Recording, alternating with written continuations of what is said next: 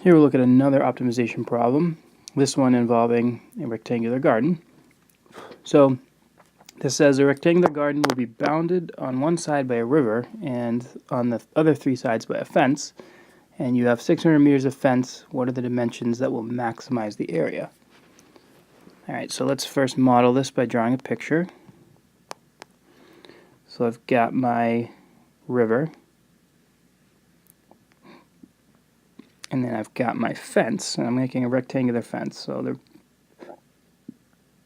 there's my rectangle, and that's my fence. And what do we know about this fence? We know that these three sides have to add up to 600.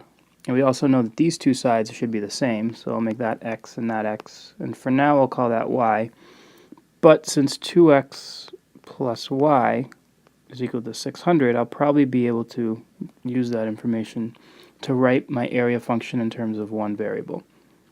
Because we're trying to maximize area, so my area function would be x times y. Actually, first I'll just write a. Area equals x times y. But that's two variables, so let's use this relationship above to solve for y. So that would mean that y equals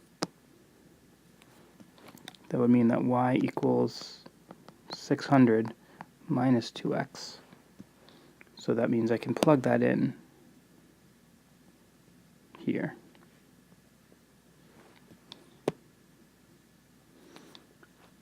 Which means I can write my area function in terms of one variable. So that'll be x times 600 minus 2x. Alright, so there's my area function. Let's talk about the domain. Let's see, so x can't be 0 or negative, because then you wouldn't even have a fence. So x needs to be bigger than 0, and we need this side, we need y to be a positive number too, right? So x needs to be bigger than 0, but we also need that the other side, y, which can be represented as 600 minus 2x, that needs to be bigger than 0 too.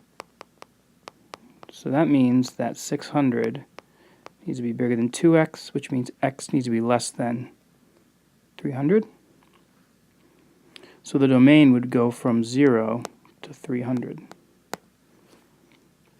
Okay, so we only need to consider values on that interval. So there's the modeling aspect. So now let's solve. So we need to take the derivative. I think I'm going to distribute and write this as 600x minus 2x squared.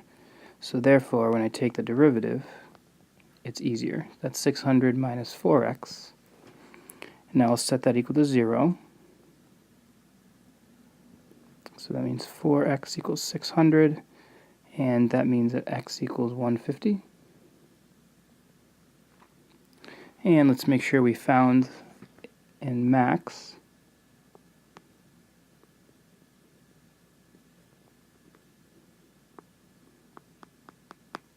So 150 is here. So if you plug in 10, for instance, into my derivative, that would be 600 minus 4 times 10, which would be 600 minus 400, that's positive. And if, on the other hand, you plugged in 200, that would be 600 minus 4 times 200, which is a negative. So we know we found a max. All right, so now we can interpret. So the dimension should be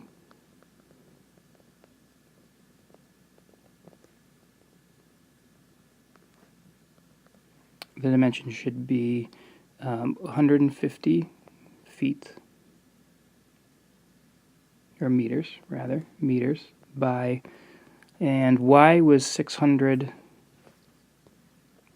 let's do that computation up here. Y was 600 minus 2x, so y would have to be 600 minus 2 times 150, which would be 300.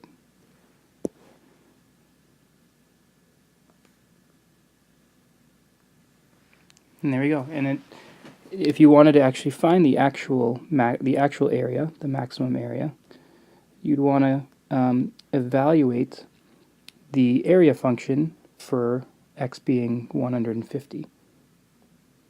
if you wanted to also just make a sketch of this or use your calculator, you should see a parabola that looks like that, where this is a of x. This here should happen when x is 150. And then the maximum area, if the question asked that, you would plug 150 into the area function and actually get out what the maximum area was.